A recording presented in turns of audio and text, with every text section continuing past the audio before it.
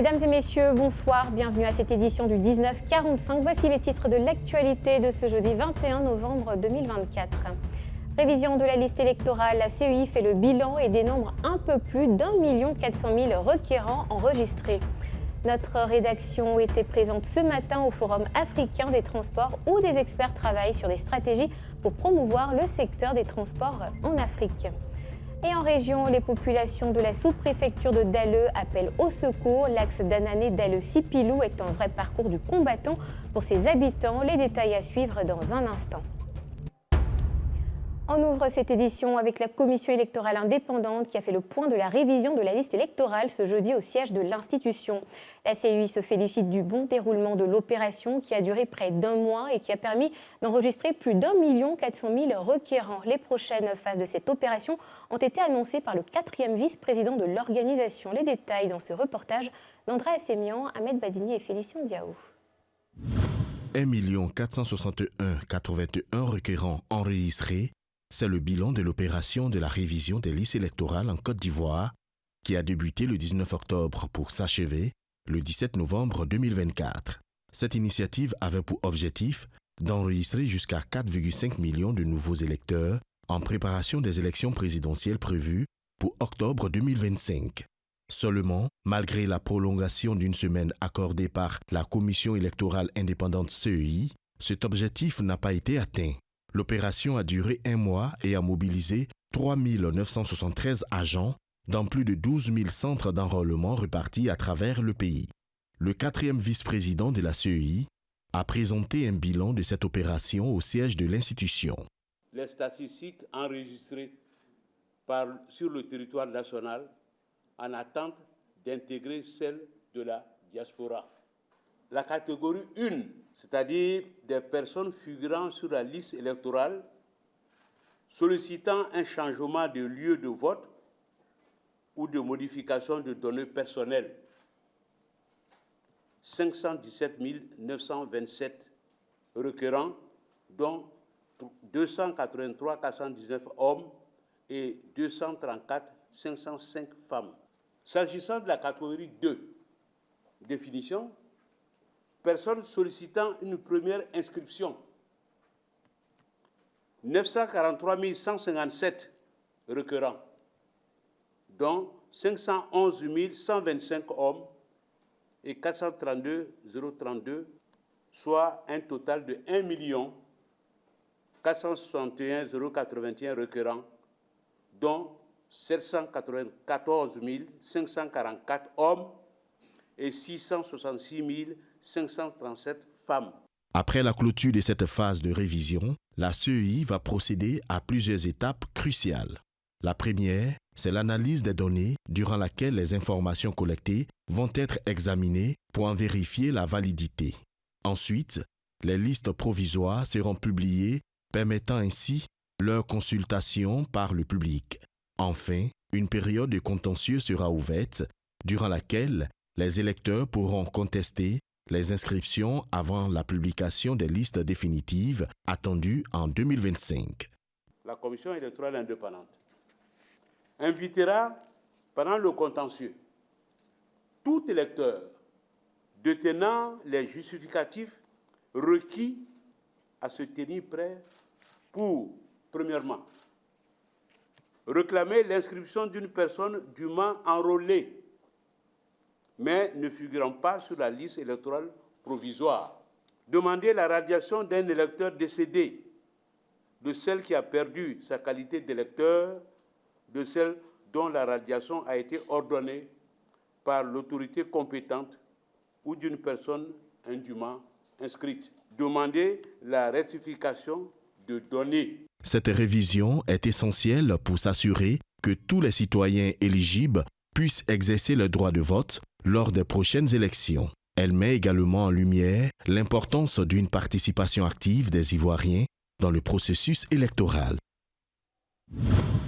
On poursuit avec la 8e édition du Forum international et Salon africain des transports qui s'est ouverte ce 21 novembre à Abidjan avec pour thème transport, logistique et infrastructure, l'usager au cœur des politiques et stratégies.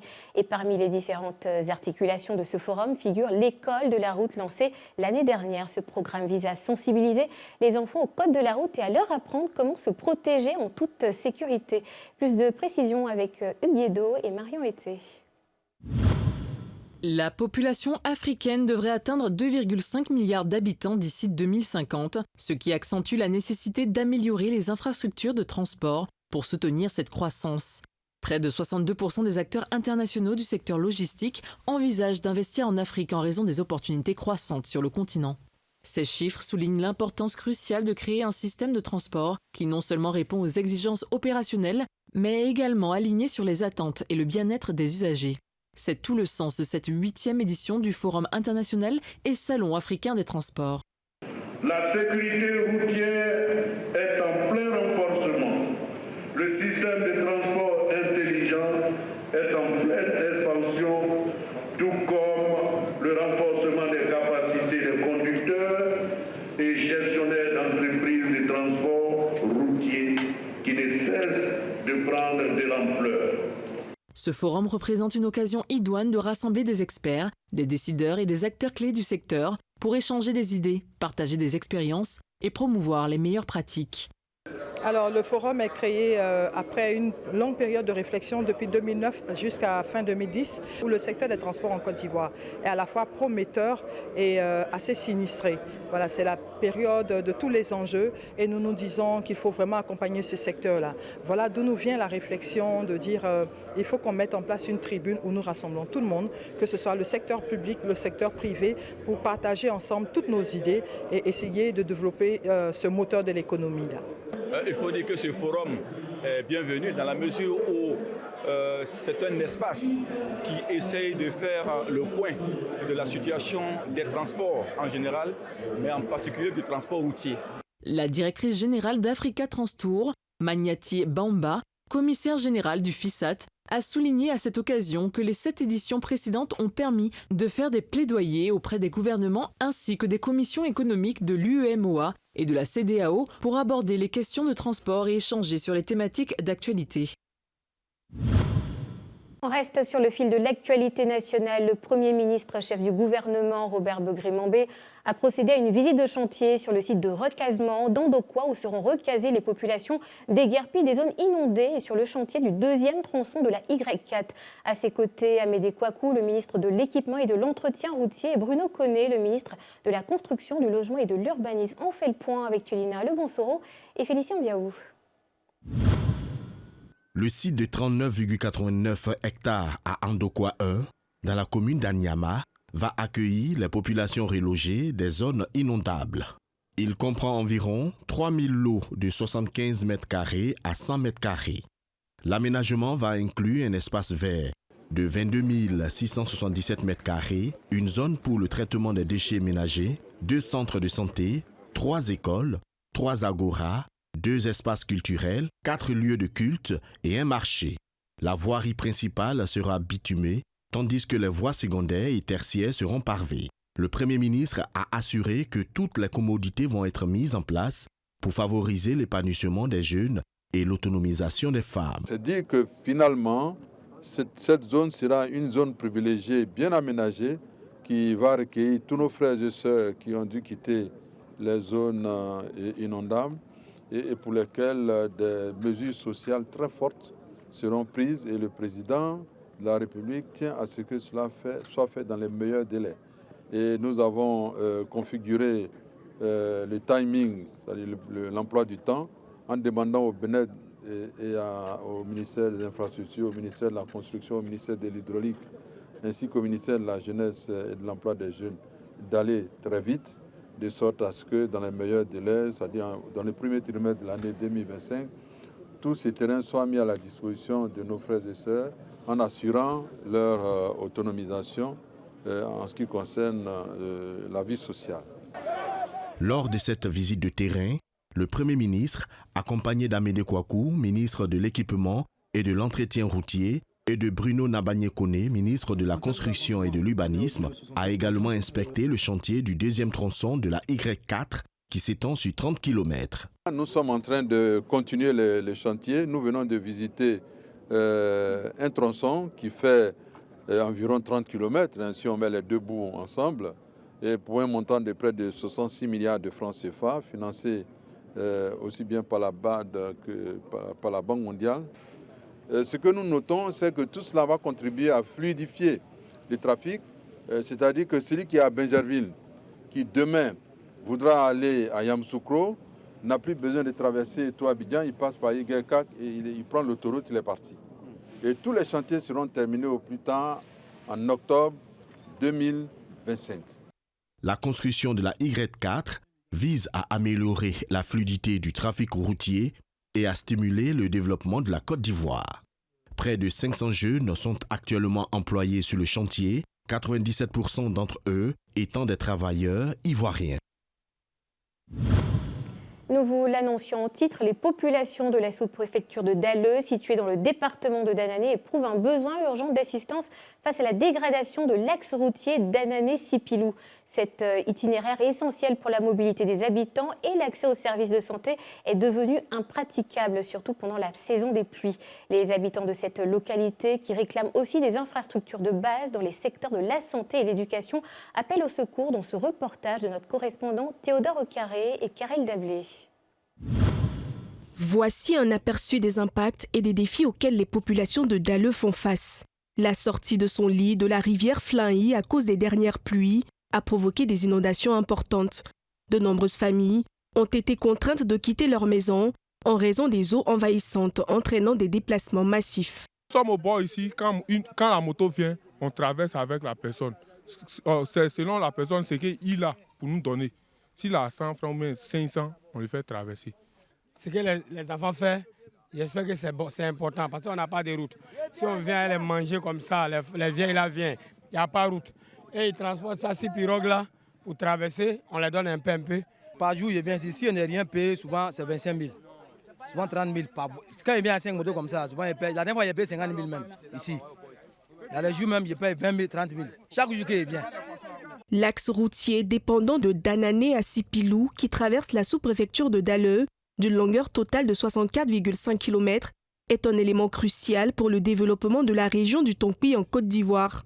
Ce tronçon est essentiel non seulement pour la mobilité des populations locales, mais aussi pour l'évacuation des productions agricoles, notamment celles des coopératives de femmes, qui sont vitales pour l'économie locale. Seulement, les conditions de la route se sont détériorées au fil des ans. Ce axe est dans un état de dégradation avancée, rendant la circulation extrêmement difficile pour les usagers. Les itinéraires mal entretenus peuvent provoquer des accidents et ralentir le transport de marchandises et de personnes. La zone étant montagneuse, marécageuse et rocailleuse, c'est tout un problème. Parce que le dernier grand reprofilage, gros reprofilage qui a été fait en 90. Et depuis lors, c'est des semblants de reprofilage. Sinon, j'allais dire des petits dégagements qui se sont faits jusqu'alors. Et ce qui rend du coup tous les problèmes difficiles. À commencer par la sécurité. Une partie des villages de long de l'axe n'est pas électrifiée, ce qui limite le développement économique et social. L'accès limité aux infrastructures de santé et aux établissements scolaires peut également poser problème, affectant la qualité de vie des habitants. Les populations crient au secours. Une fois que la route est réglée, voici 3 problèmes du coup, économie, sécurité sociale est réglée. Nous insistons là-dessus parce que nous savons que le président Alassane Ouattara est celui-là même qui peut régler notre problème. Étant un homme de parole, nous voulions vraiment compter sur lui. Les habitants de Dalleux appellent le gouvernement et les autorités compétentes à intensifier les efforts pour réhabiliter cette route vitale. Ils soulignent que sans une infrastructure routière significative, leur sécurité et leurs accès aux soins vont rester compromis. On passe à la revue de l'actualité internationale. Ce soir, on parle du remaniement politique majeur à Bamako avec le limogeage de Choguel Maïga. On évoque le sujet de la junte du capitaine Ibrahim Traoré qui durcit le ton avec un gel massif des biens d'opposants et de militaires accusés de déstabilisation au Burkina Faso. On revient sur les tensions au Moyen-Orient qui s'aggravent entre Israël et le Hezbollah. Enfin, on fait un focus sur la Cour pénale internationale qui vient d'émettre des mandats d'arrêt historiques pour des crimes de guerre. Des actualités brûlantes à suivre avec Karel Dablé.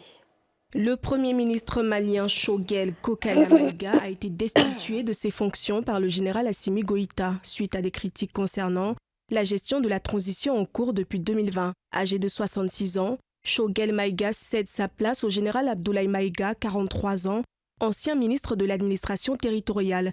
Ce remaniement pourrait repositionner l'ancien Premier ministre en tant qu'opposant potentiel à un régime militaire qui fait face à d'importantes incertitudes politiques et sécuritaires dans un pays où toute activité politique est suspendue depuis avril 2024. Au Burkina Faso, la junte dirigée par le capitaine Ibrahim Traoré renforce sa répression contre ses opposants. Mardi dernier, un arrêté a été émis pour geler les biens d'environ une centaine de personnes, y compris l'ancien président de transition Paul-Henri Sandaogo Damiba, des journalistes critiques et plusieurs militaires radiés. Cette décision, valable pour une durée de 6 mois renouvelable, cible également les djihadistes présumés et leur soutien logistique. Ces mesures illustrent la volonté manifeste de la junte d'affirmer son autorité dans un contexte d'insécurité croissante. Pendant ce temps, au Moyen-Orient, les tensions entre Israël et le Hezbollah continuent de s'intensifier. L'envoyé spécial américain Amos Hochstein a quitté Beyrouth pour se rendre à Tel Aviv après avoir tenté de négocier un cessez-le-feu. Le Hezbollah, par la voix de son chef Naïm Kassem, a exprimé sa disposition à envisager une solution diplomatique tout en avertissant qu'il riposterait en cas de violation de la souveraineté libanaise. Ces derniers jours, des échanges de frappes ont exacerbé les violences, tandis que l'aviation israélienne poursuit ses bombardements sur le Liban. La Cour pénale internationale a émis des mandats d'arrêt contre le Premier ministre israélien Benjamin Netanyahou, l'ancien ministre de la Défense Yoav Gallant ainsi que chef du Hamas, les accusant de crimes de guerre. La CPI soutient que Netanyahou est responsable de l'utilisation de la famine comme arme de guerre et de crimes contre l'humanité, marquant ainsi un tournant historique dans les 76 ans de conflit israélo-palestinien. Bien que ces mandats ne garantissent pas leur arrestation, ils restreignent les déplacements des personnes visées dans les États membres de la CPI. Cette mesure a été qualifiée de ridicule et antisémite par l'entourage du Premier ministre israélien. Retrouvez tout de suite le Grand Talk avec l'honorable Maïsan Kofi Noël, directeur général du Fonds de garantie de l'automobile qui vient de voir ses missions renforcées par un décret. Cet organisme est chargé d'indemniser les victimes corporelles des accidents de la voie publique. Excellente soirée sur Live TV, bonsoir.